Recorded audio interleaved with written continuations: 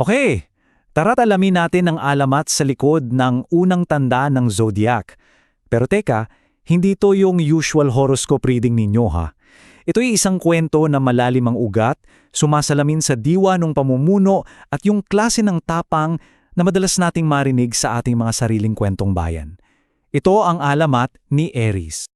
Narinig nyo yan? Yan ang mga salitang galing mismo sa puso ni Ram. Isang tupang hindi talaga mapakali. Hindi kontento sa tahimik na buhay sa Zodiac Valley.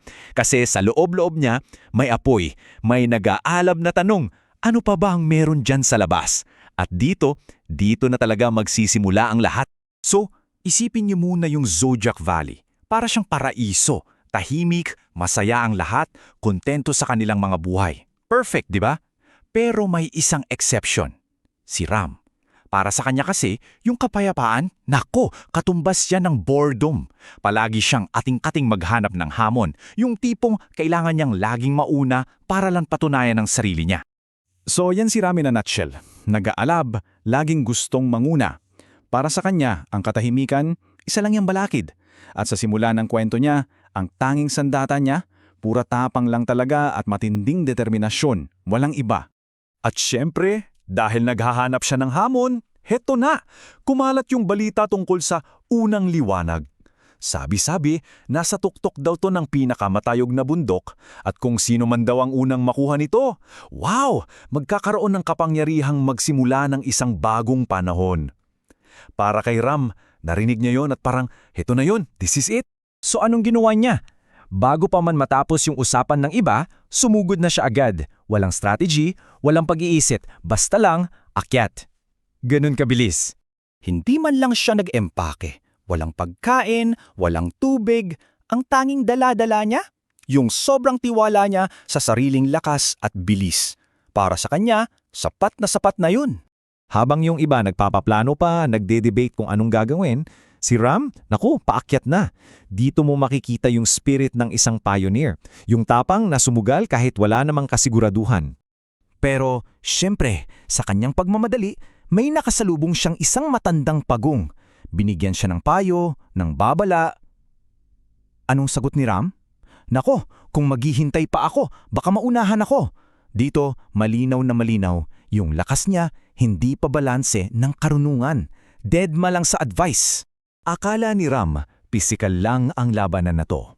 Pero ang hindi niya alam, habang paakyat siya ng bundok, isa-isa niyang makakatagpo ang ibang mga simbolo ng zodiac. At bawat isa sa kanila may dalang aral na yayanig sa buong pagkatao niya. Una, si Leo, ang hari ng entablado. Dito naintindihan ni Ram na may dalawang klase pala ng apoy.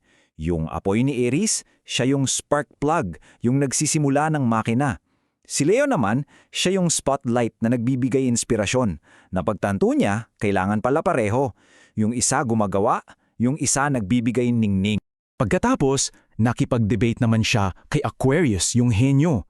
Dito nagkabanggaan yung sugod lang ng sugod ni Ram at yung teka, pag-isipan muna natin for the next 100 years ni Aquarius. Dito na-realize ni Ram, oo nga no, anong silbi ng pagtakbo kung hindi mo alam saan ka pupunta? Kailangan pala ng direksyon. At eto na, siguro ang pinakamabigat na lesson para sa kanya, galing kay Libra. Si Libra ang nagturo sa kanya na ang mundo ay hindi lang umiikot sa ako, kailangan din ng tayo. Grabe yung sinabi ni Libra. Ang tagumpay na walang kasama ay isang uri ng pagkatalo. Yon, tumagos talaga yon sa puso ni Ram. So pagbalik ni Ram sa lambak, dala-dala lahat ng aral na to, may sumalubong naman na mas malaking problema. Ang void, ang kawalan, isang kadilimang unti-unting lumalamon sa lahat ng pag-asa at buhay. Hindi ito yung tipikal na kalaban na pwede mo na lang sungayin. So yan ang tanong na bumababagad sa lahat. Paano mo nga naman lalabanan ng isang bagay na walang anyo, walang katawan? Hindi ito madadaan sa simpleng lakas o bilis. Ang kailangan dito ay isang tunay na leader. At dito, nasaksihan ng lahat ang pagbabago ni Ram. Yung dating Ram na sugod lang ng sugod, wala na. Ginamit niya ang lahat ng natutunan niya. Una, pinagkaisa niya ang lahat. Tanda niya yung aral ni Libra. Pangalawa, namuno siya para magbigay inspirasyon tulad ni Leo. Pangatlo, kumonsulta muna siya kay Aquarius para sa plano. At panghuli, nagtiwala sa kakayahan ng iba. Iba na siya. Nung nahanap na nila yung puso ng kadiliman, nalaman nilang kailangan ng isang sakripisyo para maibalik ang liwanag.